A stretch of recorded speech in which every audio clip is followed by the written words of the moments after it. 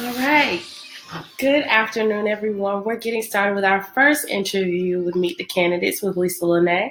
I'm your host, and we have our special guest, Councilman Chester Porter of District 2. We're going to be asking him a number of questions, and I hope that you'll be listening. Here we go. So, how are you doing today? I am fine, Lisa. Thank you for this interview, and thank you for all the work that you do here to bring about a change since you've moved back. Actually, I can honestly say that you would bring about a change when you were away working in the school system. Thank you. So thank you so much. Thank you. I appreciate it.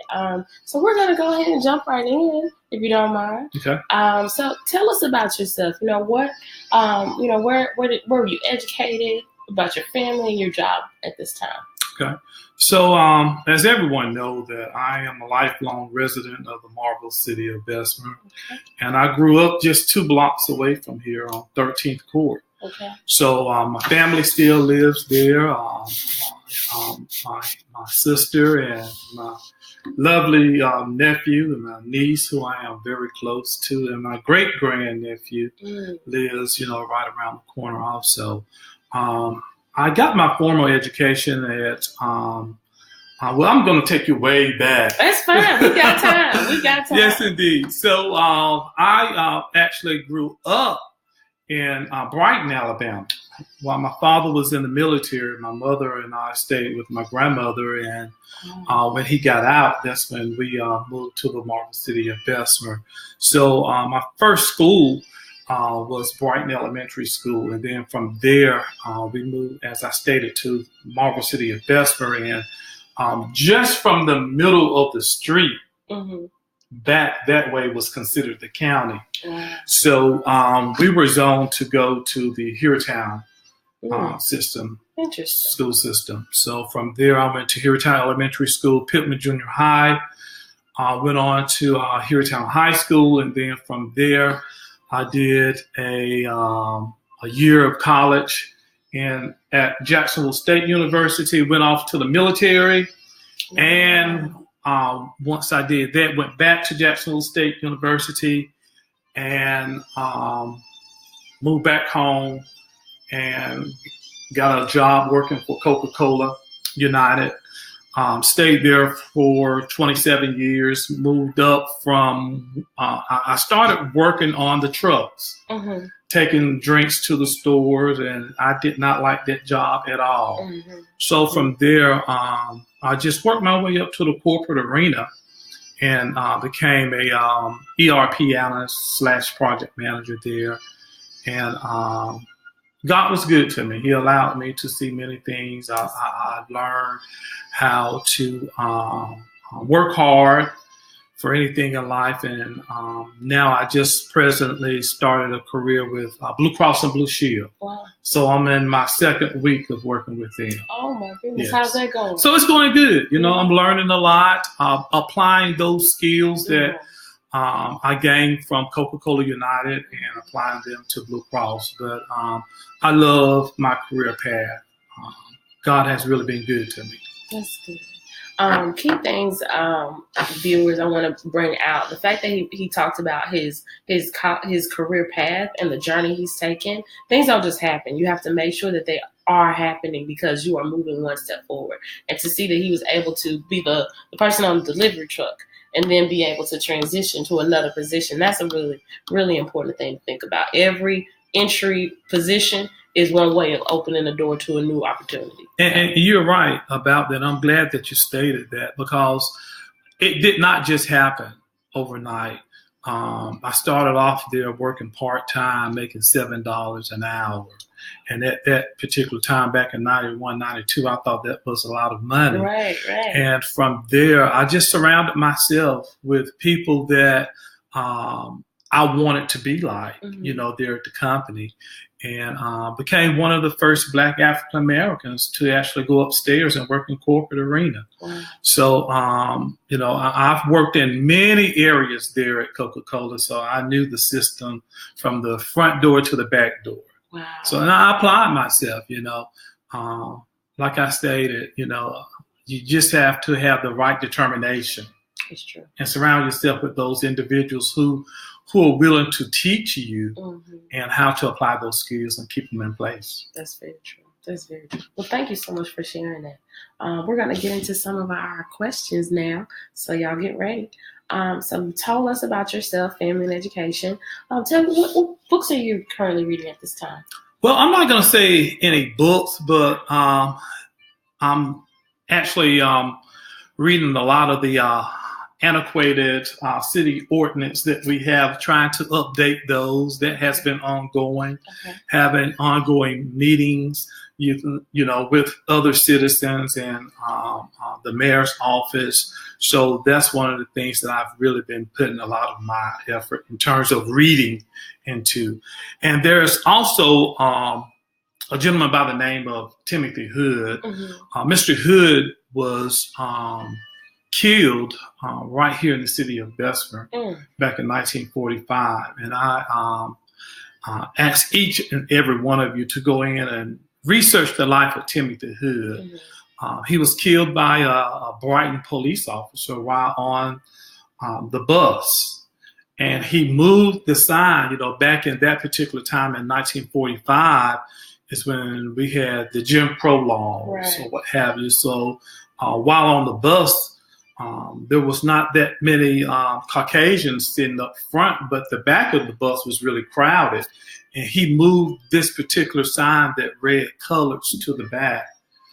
And a fight ensued between he and the police chief of Brighton. And while in the midst of the fight, the officer shot him, and he some way got away and went home. And they followed the blood trail, put him in the car, and en route to the police station, shot him in the head and killed him. So I have been working with Northeastern University and several attorneys to try to have a street in memory of Mr. Timothy Hood, who was killed in 1945 here in the marble city of Bessemer. A little known history. I did not know that until it was brought to my attention. Wow.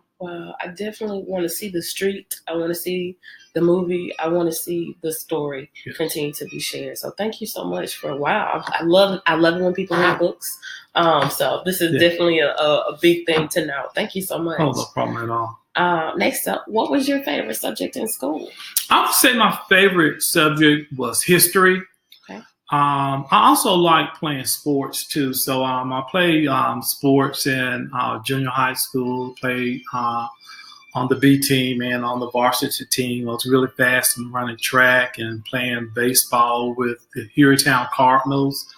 But in terms of the academics, I can honestly say it was history. And so I got in, up into college years, my major was political science. Okay. That's a good one. I was a government major, so I appreciate that.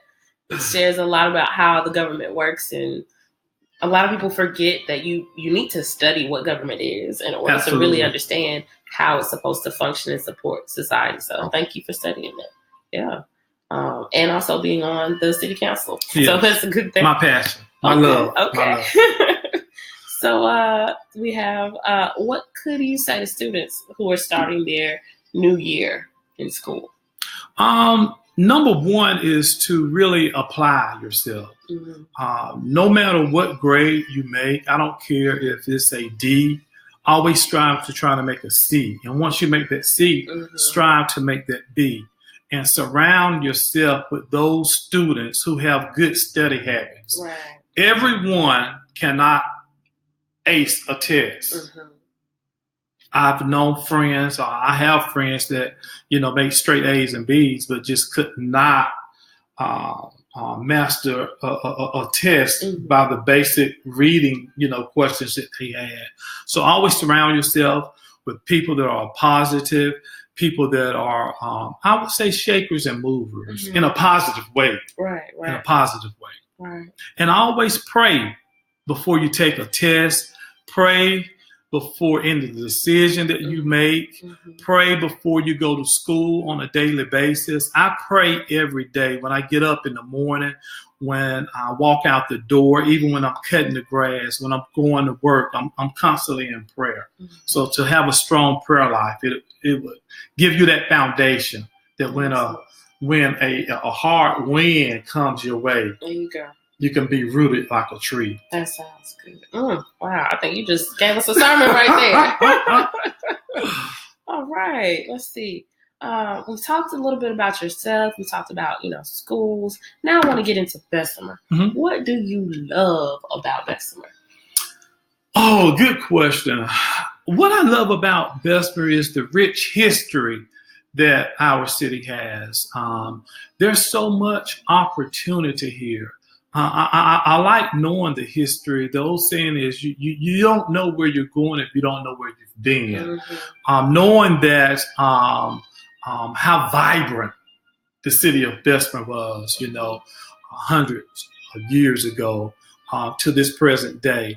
I like the fact that people are starting to move back mm-hmm. into the marble city of Bessemer. Just on the south side, you have a lot of citizens that are moving from Homewood, moving from Irondale, even moving from Harrytown. One of my close friends who is a high school teacher at Minor High School just purchased a home over on the south side of Bessemer. Awesome. Sold his home from Harrytown. You have Michael and Jared, they moved from Hoover mm-hmm. to purchase the Moody Mansion. Oh, wow. Who always are very engaged here to the city. So the city of Bessemer is a melting pot. Mm-hmm. There's a lot of gold here. You can find some affordable homes here and fix up the houses and move up and move into them. Mm-hmm. A lot of jobs here. We have blocks that's always doing ongoing hiring. Okay. Milo Sweet Tea. I was just on there the other day looking at some employment for my nephew, and those jobs are paying really good money. That's awesome. And of course, we have the Amazon that's coming here. Yeah, Amazon's coming to Bessemer. So, and let me share this with you, to the young people. If you're out there smoking, that whack of weed or what have you, please stop. Please stop. In order to get any type of employment anywhere, be it here in the city of Bessemer or Birmingham, the first thing they're going to do is do a drug test on you. Mm. And if you come back dirty, you're not going to be able to get a job. So whatever you're doing now, if you want to advance your career, start making plans right now while they are out there breaking the ground. So getting back to your question, but the city of Bessemer is a gold mine. We have our own airport. Mm-hmm. We have our own water resources. We have our own civic center. We have a brand new state-of-the-art recreation center, a brand new city hall. And more importantly, we're not landlocked. Mm-hmm. We have a hospital right here in the marble city of Bessemer. The city of Bessemer is financially sound, and that's thanks to Mayor Kenneth E. Gully for doing an outstanding job in which he has done through his leadership. So hats off to, my constituents for working with, this current mayor and getting the city finances straightened. But as stated, we're rich in history. We're doing major improvements on our infrastructures. Everywhere you look around, streets are being repaid. Mm-hmm. Everywhere you look around the school systems, brand new sidewalks are being put down. And that's another thing that, we're getting ready to go with on 24th Street, right across the street from your parents' house. We're getting ready to go with installation of a sidewalk. That's awesome. There. That's so awesome. It's going to go from 12th Avenue all the way down to 18th Avenue. Okay. Yes. That's really inspiring. My parents have lived on 24th Street for, I think, 31 years. So this will definitely be a change they've been looking forward to. Yes, so absolutely. Thank you. Absolutely. So as you talked about improvements, what are some things that you would like to improve in the city of Bessemer?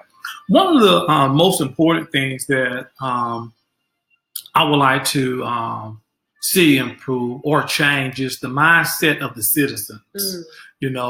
Garbage in, garbage out. Mm. And we have got to to change our mindset. Mm-hmm. Our mindset in terms of the way we keep our property, Right. our mindset in terms of not having old abandoned cars sitting on the side of the road, our mindset in just keeping our own property clean, keeping our community clean. Mm-hmm. The Streets and Sanitation Department, they do an outstanding job in terms of trying to keep the city clean, but it's only so many of them. Right. But it's a collective effort, and I continue to say this. It's a collective effort of everyone pitching in the time just to keep their block clean. Oftentimes I'm walking up and down the street, up and down 24th Street, up and down 12th Avenue, up and down, Brewer Drive, on the major intersections, just picking up trash, because this is something that I love. And I have seen that it has produced a domino effect just around here in the community. There's, several elderly people that's gone out and purchased a little picker, and each time they see trash out there, they're picking up. That's picking awesome. it up. That's awesome. So I think you kind of went into my next question, which is, what are you doing to improve Bessemer? As in, what are some community initiatives that you started? Oh, great question. Great question. Well, one of the most enjoyable, all of the community projects that I have done here within the city of Bessemer has really been dear and near to my heart. I'm very passionate about addressing the issues such as teaching the importance of having homeowners insurance, teaching the importance of having renters insurance if you're renting a home, teaching the importance of having basic medical care.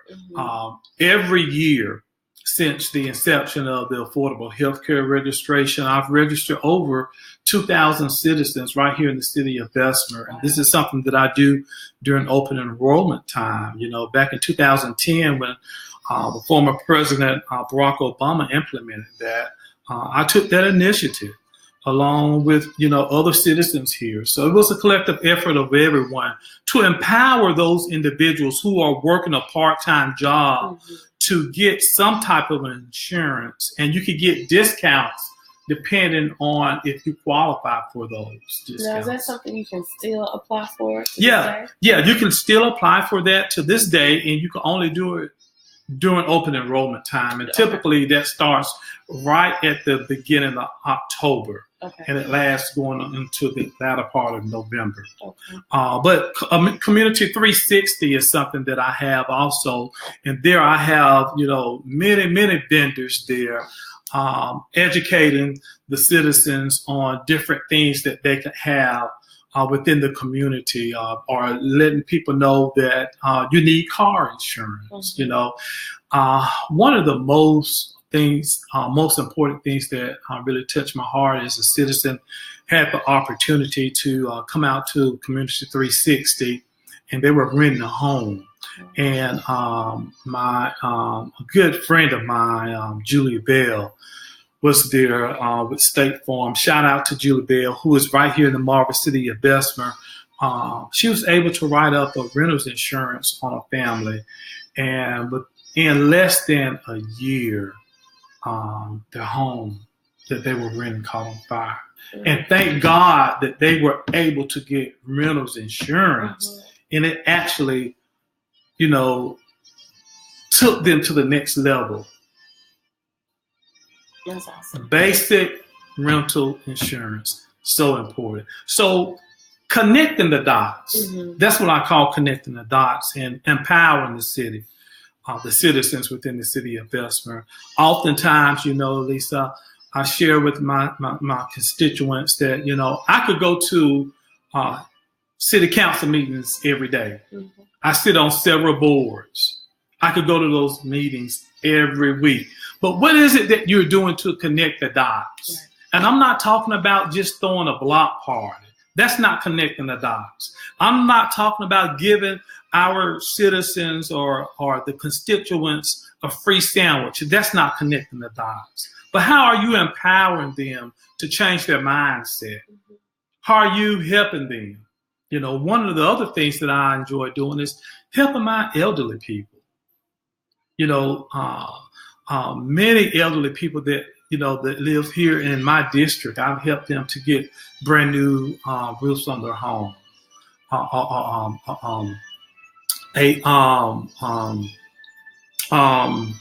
What you call the little thing where you need the little ramp to get in if you're in a wheelchair? A little ramp. A wheelchair ramp. So a lot of people think that all of that comes from the city, but I would say 40% of the citizens that I help, reached out to other organizations and helped them to get this done. So it's, how are you connecting the dots? How are you empowering your citizens? And once again, I continue to say, it's not about a block party. It's not about having a fish fry or a barbecue. But what is it that you're doing outside of the scope of being a city council person? I appreciate that. Thank you for giving us an in-depth understanding of what you're doing to make a difference in Bessemer. Let's see, we've got just a few more questions. As it is election season, and we do have election day being August 28th. Yes. So please make sure that you register to vote and that you go out and vote. And vote smart. And vote smart. And vote smart. Vote smart. So we know that you'll be running for the incumbent position. Of course, he's already the city councilman for District 2, and he will be running for re-election. So we got this big question. What position are you running for, and what are the major responsibilities connected with that position? Great question. So, of course, I am running for my seat again, council person for District 2. I love what I do. I love answering the calls to my citizens. One of the, I say 60% of being a council person is listening and addressing the needs of the citizens. When you were ringing the doorbell, I had a citizen that was calling me. I had a citizen that just sent me some pictures, just about an hour ago on something that's going on in the community that I need to address. But it's being there, not making promises to the citizens, telling you, we're going to get this done, we're going to get this done. But you have to say that I'm going to follow through. If we can do it, and it falls within the scope of the law, we're going to do it. Okay. If it's outside of the scope of the law, there is a process that we have to follow through. But educating the citizens on the process that it takes just to tear down a house. Okay. Educating citizens on the process it takes just to cut grass. Even though the house is abandoned, it's still considered private property. And there is a process that we have to go through. If we don't follow that process, lawsuits will be flying all around the city. Right. So it's empowering the citizens and giving them the correct information on the way that they have to go about doing things, or the way we have to go about doing things. Right. That makes sense. So to put it in short terms, the city councilman is a representative for the district, for the district on the city council. So that's number one. Number two, we have the city council person speaks to and informs the people in their district about things that are going on, any issues, and also the process of making sure that there are improvements. Is that correct? Yes. Okay. And we also handle the city finances. We're overall the city finances here in the city. If any organization wants to get funded, we have a committee, whereas the committee review the applications. There is a timeline that those applications have to be submitted, and you have to prove to us that you're eligible for this particular money. Okay. It's not free money. This is government money. So we don't just give money away to whosoever will let them come. No, it does not work like this. It's government money, whereas everything has to be accounted for. Along with that, it's also working with the city ordinance, trying to make sure that they are up to code. Working with the insurance plans that our city employees have. There's a committee for that. But it's so much that goes on, and people think that you just go to meetings and that's it. No, it's bigger than that. It's bigger than that. Going to speaking engagements. I love speaking engagements. I really do. So it's being visible, not just during election time, but after election. How visible are you? Do your citizens see you? Do your citizens actually know where you live? Do your citizens know how to get in contact with you? And my citizens know that they can contact me around the clock, 24 hours a day, 7 days a week. I don't just turn my phone off after 5. No, I've received phone calls 11 o'clock, 12 o'clock, 1 o'clock in the morning. And it's also just sitting down, listen to those citizens, listen to their concerns. That makes sense. That's good. There's definitely an in-depth understanding of what a city council person does. So now tell me, how do you think you can make a difference by being in this position or continuing to be in this position? By connecting the dots. Okay. By being engaged, by following up on that citizen's phone call. Miss Sally that lives up the street, and she wants to know what day the garbage truck is going to run because, she has a medical illness or what have you, and, she's just forgot. But, just following up. Anytime that I hear of someone having a death in their family and I know about it, I always take my citizens a sympathy card and give them a case of sodas. Just being there, letting them know that, I appreciate you. I stand with you during this time. But once again, connecting the dots to the community and letting the citizens know that we need to change the path of what our community is going. I think that's very important. Thank you for sharing that. Now, I think we're down to our last few questions, y'all. So we got, let's see, what changes are you planning to implement once you're elected? There are so many changes. So many changes has already been made, but I don't want to shoot myself in the foot right now, but there is many changes that needs to take place. As stated earlier on this interview, one, I would say the time that you can put your debris out on side of the road, because most citizens think that the debris truck just ran today. So if they put some more debris out on side of the road on tomorrow, it's going to sit out there for another 2 weeks. And that in itself makes our community really looks bad, but just changing the mindset. We built the brand new city hall. We built the new recreation center, but now our focus is going to be on the revitalization of the downtown area, bringing in one of my friends. He's looking at opening up a beer brewery. Oh, wow. Downtown. And bringing in, ice cream parlors. I have a cousin that just opened up a restaurant that's downtown Bessemer, that's directly across the street from the public library there. But entrepreneurship, getting people on board to invest in our own city, and actually showing people what can be done with the old dilapidated home, such as my partner and I have done here with this house, heighten the awareness through empowerment.